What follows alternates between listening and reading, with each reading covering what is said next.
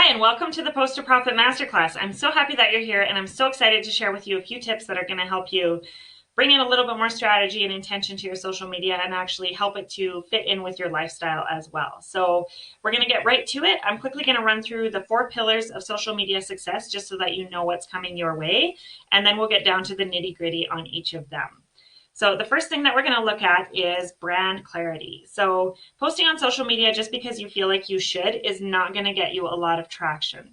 The things that are going to get you results is being crystal clear on your brand message and what that looks like. So we'll dig into that a little bit later. Content that resonates is the second pillar. So captions are hard, but when you do them right, they will make your brand sticky. They'll help your audience get to know you.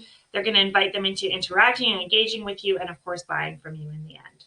So third thing that we're going to look at is an optimized landing page. Once you put all the time and energy into building a following on social media, you need to have a logical next step. You want to bring your clients over to your website. So social media networks are exactly what they sound like. They're being sociable and they're networking.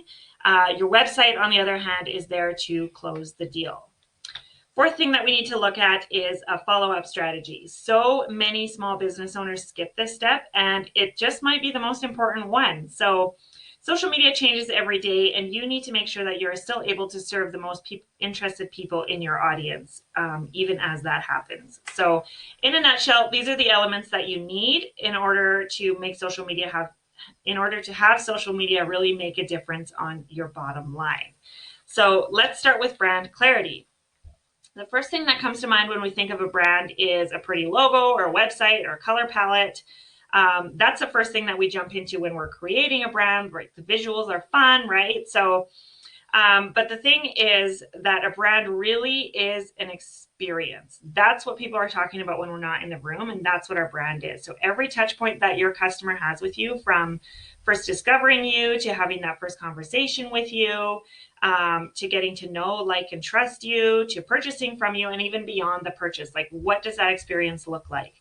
So nobody is going to say after they've worked with you that you had a really great logo. Like, honestly, it's probably not going to come unless your logo is really, really great. But honestly, it's probably not going to come up. So I'll be talking about the experience that they had with you.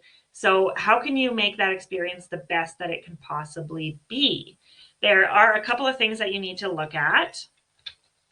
The first thing is you need to be crystal clear on who exactly you are trying to serve. So a dream customer is someone that you've loved working with in the past, someone who is happy to pay you what you're worth, someone who sees your product or service as a valuable necessity and has challenges and problems that you can help solve. It's also someone who likes you, who appreciates your hard work, who will tell her friends about you. When we're working with those people, we are at our best. So that's going to shine through in everything that we're doing. And that's going to just make our clients so delighted, that we're going to get more referrals. It's just a huge win. So when you define your dream customer and speak to her values and her emotions, or his, I guess, in your content, it's going to resonate on a much deeper level than if you're trying to appeal to the masses. So I know that this is scary, honestly, but this exercise, it really works. I cannot believe the difference from the day that I sat down and really defined my dream clients to the people that started, sending me DMs and knocking on the door for me to work with them. So it totally works. 100% recommended. So there's a worksheet in the workbook that I attached to this. So second thing, and this one sounds really, really obvious, what do you offer? So let's take it a step beyond it's a beautiful product or it's a wonderful service. Like, I'm assuming that that's a given here. So we'll just say that what you have to offer is wonderful. But what we need to know as members of your audience is, how are you going to save us time, money, or frustration? Like, I'm going to say that again because it's so, so important. So we need to know how you're going to save us time, how you're going to save us money, or how you're going to save us, like, help us to not be frustrated. So how are you going to elevate my existence? You need to address this, like, first and foremost, everything that you're doing. So keep it really simple. Put those two pieces together, who you serve and what you offer them. That's your brand message. So like I said, you want to keep this first and foremost, everything that you're doing in all of your marketing materials, and your social media, your branding, all of that stuff. This is what needs to be top of mind. So let's move on to the second pillar. And this one, I am guessing, is the bane of your existence: social media content. So we're going to spend a good amount of time here because this is honestly what people struggle with the most. So The first part of social media content is staying consistent. So let's take a step back and start at the very beginning. I have a 2-step plan for social media consistency that works without fail. So the first step is do not bite off more than you can chew. So I have a quick analogy that I stole from the wonderful Rachel Hollis that I'm going to share with you guys here today because it totally applies to this situation as well. So let's say that you have 6 soccer balls and you want to get a goal, obviously. So you have a couple of options. The first option would be to take each ball and give it a solid kick and hope that one of them into the net. The second option would be to take one ball and give it 6 kicks in the direction that you wanted it to go to, and honestly you're pretty likely to get it into the goal that way. So the single ball is more likely to work. The same goes for your marketing efforts. So even if you've chosen to focus your efforts on social media marketing, you want to narrow in on that even more. So which platform is the best for you? Like top one platform. Where's your ideal client hanging out? Where do you have fun hanging out with them? Because if you don't have fun with it, it's probably not going to last. Know those 2 things. Try to do something that you enjoy and nail one platform. It really, really is okay to just show up in one place and do it really well before moving on. So if you're trying to learn a million different platforms and all the tools and all the tactics that work for each platform, it's a recipe for chaos. Like you're going to get overwhelmed really quick because there's just a lot that goes into it. But if you choose one single platform, learn it really well, you're going to be able to apply a lot of those same tricks that you use for the first platform. You're going to be able to apply those to all the platforms, or many of them, after that. So you can amplify your efforts a lot quicker than if you try to learn all the things at once. So don't diffuse your efforts over the whole internet. It really is just okay to choose one platform and do it really well before moving on. So second part of being consistent is focusing on the right thing. So we get asked all the time what to post, which hashtags to use, which program to use for scheduling, how to beat the algorithm, and it goes on and on and on and on. So these are things that, of course, they're concerns. You should consider them, but they're honestly such a small sliver of the pie when it comes to creating a strategy that actually gets you results in your business. So likes do not pay the bills as much as I wish they did. As business owners, we are looking for fans, we're looking for leads, we're looking for sales. That's what we're looking for. So don't get so caught up in the tools and the tactics and the vanity metrics that you lose sight of the bigger picture. So it's much, much easier to stick to a strategy and to be consistent if it's actually getting you dollars into your jeans. So the way to do that is to create a plan that's going to help you achieve your overall business goals. So what's your big, business goal that you're trying to reach for? And how can you make sure that what you're posting on social media is aligned with your overall goals? So that's how to stay consistent. So the next part of content is making sure that your content is top-notch quality. So the thing that you have to remember here is that your social media is not about you. I know it seems crazy, but it's really isn't. It's about your clients. We are not on social media to be sold to. We're here if you're just talking about your product and how wonderful it is and how we should buy it. That's like tuning into a radio station that's nonstop commercials, which no thank you. Nobody wants that. That's no fun for any of us. So we don't want to do that. We want to shift our focus, and instead of coming from a place of selling, we want to come from a place of service. So how can you be helpful to your audience? What are some things that you can share with them that will add some brightness into their lives? Like that's going to make them look forward to your content, and that's going to just make your brand so much stickier because they're going to actually be looking for what you have to offer every day.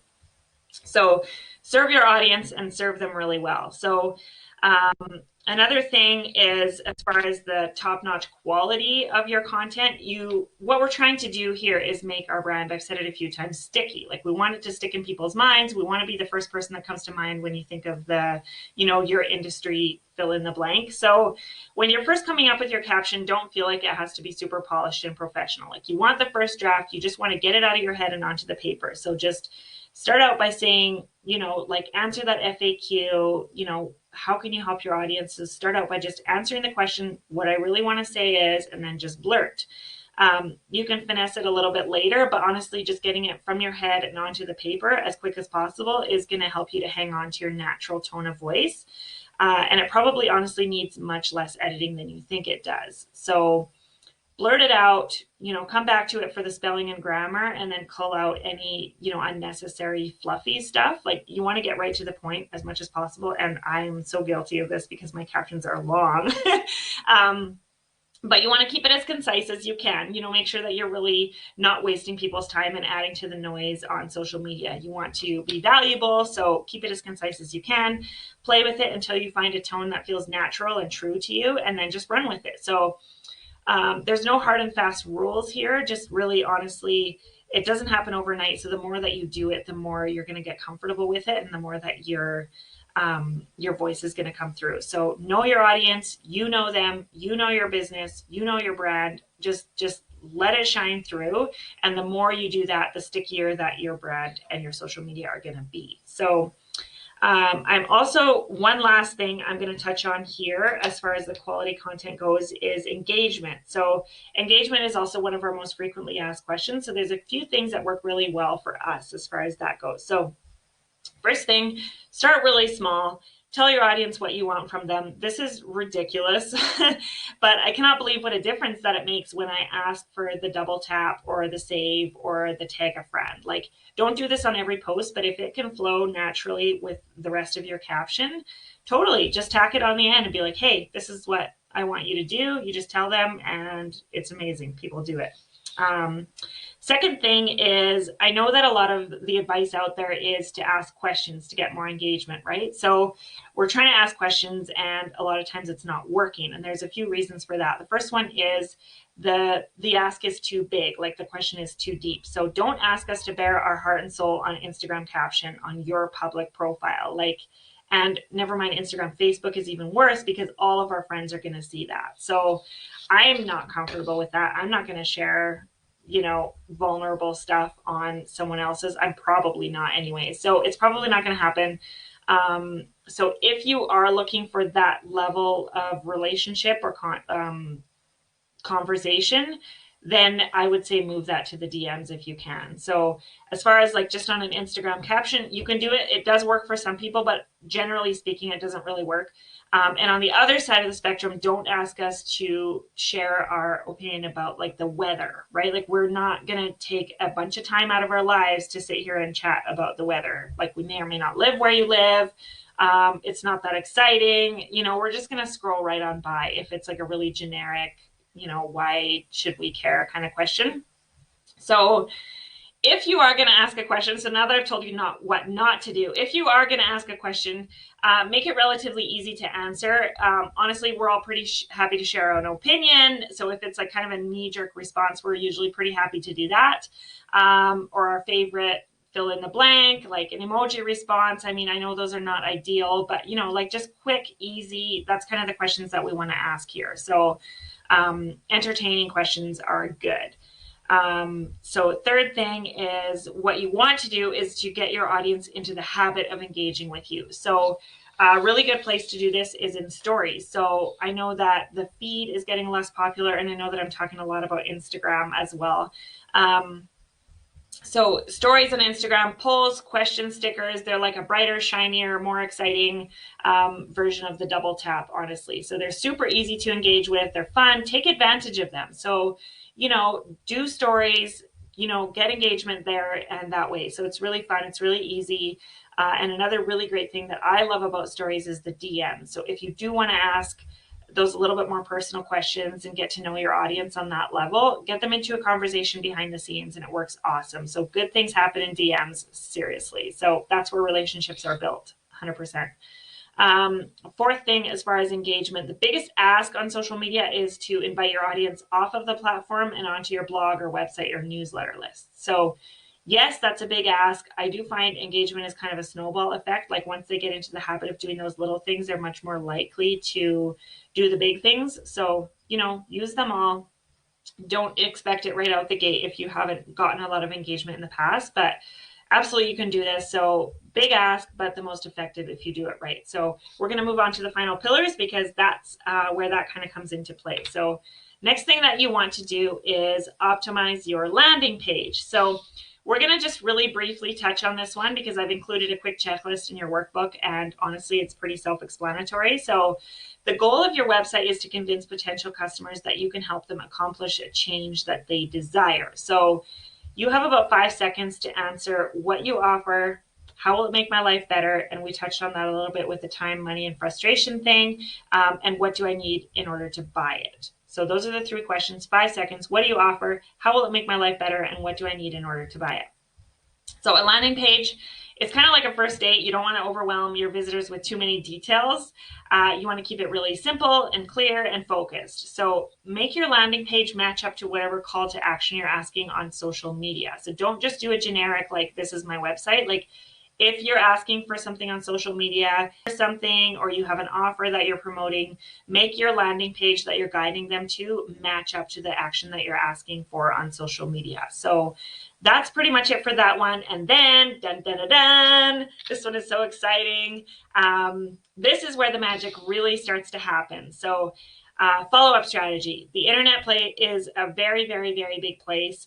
We want to make sure that our potential clients do not forget about you the second that they click out of your site. So you've put all of this work into your social media. You know, you've asked them off of the platform and onto your website, and you know, they're there, they see your landing page. But even so, honestly, over 90% of people are not going to make a purchase the first time that they click through to your site. So you need to have a system in place to follow up with those leads, because the most interested people in your audience, those are the ones that are clicking through to your website. So how can you serve them up with even more value and entice them into making an actual purchase rather than forgetting about you or moving on to someone else? So as soon as someone clicks through to your website, there are ways that you can collect data that allows you to get their eyes on you again. So that's always a good idea. There's a lot of different ways to do this. The first one that I'm just going to touch on today is email lists. And I know that there's a lot of buzz around building your email lists, and it's for good reason. So we've seen email marketing work for a lot of our clients, and the stats back it up 100%. Like, there's just no 2 ways about it. So chances are you've heard this before. You've probably been sold email lists a lot of times. A lot of the feedback that I get on that is you're not really sure what to start. Like, what do you even put in the email lists? Creating even more content for another platform sounds really overwhelming. We are here to help you. So seriously, creating these frameworks and building out the content and all of that good stuff, that's our free job, and we love it. So yeah, that's what we're here for. We need to play the long game in our business for it to be truly successful. So a lot of business owners will skip this step, and posting on social media without a clear next step or a follow-up strategy, honestly, that's what leads to a lot of the overwhelm that we're seeing. You know, people are posting just to post. They're posting because they feel like they should. And they're not getting any results just because there's no framework for success there. So this whole business thing, it's not some quick shebang. It's long-term. You want it to work. And that means putting systems in place now to make your life so much easier, honestly, so much easier and more profitable down the road. So there's one last thing that I want to say, and that is, it's not your fault if your marketing strategies are not working. So it's because you're being sold a million different things that work for a million different people in a million different ways, and it gets very complicated when you try to cobble together little pieces from everywhere all on your own. So what you need is a marketing strategy that fits in with your business and your lifestyle and where you want it to go. So that's why we created Thrive. It's a 90-day mentorship program that's designed to fit your strengths and your business. So it's really tailored to each individual person. So this quick lesson is the tippy top of the iceberg. So if you love this, honestly, you're going to go nuts over Thrive. So we'll do a deep dive on all of this information. We apply it to your actual business, and there's so much more in that. This is the free stuff. So the paid stuff is so much better. Thrive is not a cookie cutter, one size fits all solution. It's really, like I said, tailored to your business and your lifestyle. So if you want in, or if you want more details, head on over to knapcreative.ca/thrive, and it's all there. So we'll see you on the other side.